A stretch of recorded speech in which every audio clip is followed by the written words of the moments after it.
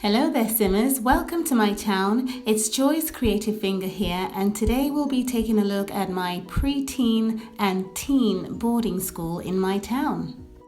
Recently, a fellow Simmer, Claire Network, requested on my channel that I build a boarding school for pre-teens.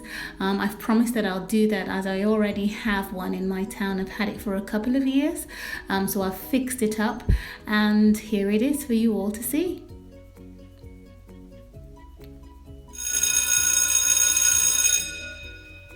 Right up front, we have a couple of mosaic doors. I love the look of those doors and the dark oak wood. You rotate them both ways and they create the double door look. It leads into a hallway with double staircases leading up. And on the left, we have a computer lab and the staircase leading to a basement. Now, in my basement, as you can see here, this is how you access it from this small corridor, and then it leads out into a massive school assembly hall. This assembly hall obviously is where you'd have your important meetings like the Christmas school plays, musical soirees where your children come and sing and perform and the parents watch them and smile from ear to ear. I've created this look at the back here by just creating a separate room, and so it has the effect of hanging lights, spotlights as it were, as you would find in these auditoriums. Basically this is a very good sizable space for as many Sims as possible, as you can see. Up front here in the front row on the special chairs, I have the teachers for the teenage classes. And then over on this side, I have the teachers for the preteen classes. I've gone ahead and dressed up all the teens in uniforms. The preteen boy here has a red top, and then the girls, teenage girls, are in the actual white stockings and grey tops and checkered skirts. And the teen boys are in the grey tops and black trousers. Over on the side here, we have our first aid room. That's where the nurse would take care of people who were ill and had other personal needs. I also stuck the fish, the inspiration fish, in the corner there as well. We have the massive dusty old library where we study and read our books, and that generally is what occupies my entire basement for the school.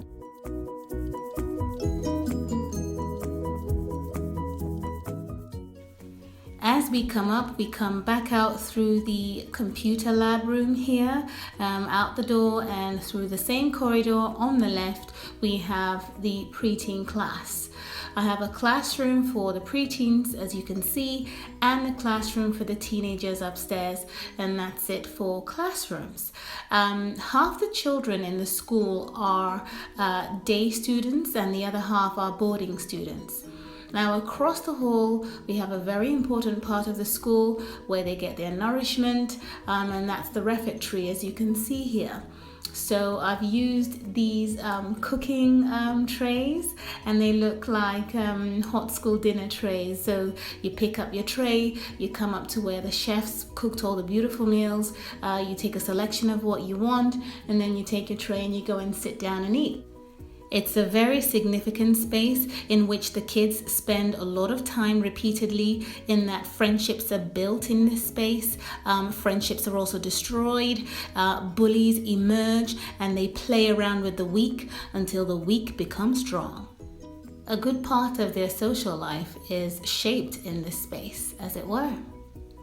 On the right side here, I have the restrooms. So straight on from the entrance through past the staircases, you've got the restroom for the boys and for the girls, depicted by the colors of the floor. And I've placed the lockers outside of the restrooms, as you can see.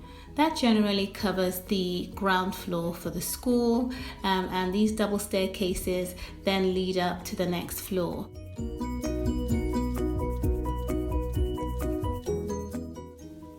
There are large corridors, as you can see, on each floor, because a lot of pupils go through the spaces at the same time. Now this is my teenage classroom. I have 6 of them up here studying, some girls and some boys, and I just absolutely love the way they look in uniform. Across the way, I have the staff room. And accessing the staff room would take you coming back out the hall towards the back stairwell through a door that leads onto the balcony, and then off the balcony is another door that leads into the staff room, as you can see. The entire boarding school is built on a standard lot, so with the small space I've managed to fit in at least 3 workspaces for the staff members in my school. Across the hall, we have a waiting area before getting into the principal's office. When you come out onto the balcony, he has a putting patch in the corner here. When he is having his break time, you come in through that door and he has his deputy or his secretary in the corner in the same office, working in the same space. This is the principal on the corner here. On the phone, and this is another teacher who is working with him on resolving a matter. Now, across the way from the teenage classroom, across the hall, is their own computer lab, IT room, as it were, where you have this lady writing down in binary code. I completely hated that when I was at school. Anyway, I'm glad I'm out. So now we're going to go upstairs, and that takes us up through that stairwell and into another big hallway, and on the right side we have restrooms again for the pupil in the school. We have restrooms for the boys on this side, and in the middle, as you can see here, there are lockers as well. I always try to differentiate the boys from the girls' restrooms by coloring the floors and not the walls, because I feel it becomes so color riotous that it makes the overview not look as nice as I would want it to. Across the way, however, there's fun with colors. I have the ballet room, or indeed the dance studio. I have 2 ballet students practicing their moves, and the teacher sitting with her back to them while she listens in. It's sort of a technique they use to listen to the dance. I don't even know how that works, but it does. On the other side here, I have the art room. This is my favorite room. I love to draw, I love to paint, I love to get messy, I love to create. It's my favorite room of all. These boards, these tripod stands, come from the hobby store in your town. So if you pick up a few, you can paint on them, you get your Sims to paint, and you can actually collect the paintings and hang them up on the walls, as you can see here. I've also placed a statue in there and the bird sculpture, ice sculpture there as well, so it would also serve as a sculpting classroom as well. And then, of course, you don't forget that one teacher who's so eccentric. She's got the pink hair on, and I thought she would fit nicely as the art teacher or the head of the art department. And then we come over to the PE room, so lots of physical education. I placed the karate dummies in here, got a few preteens to get punching away and kicking away, and of course we have their teacher that's just reclined in the area and can't be bothered.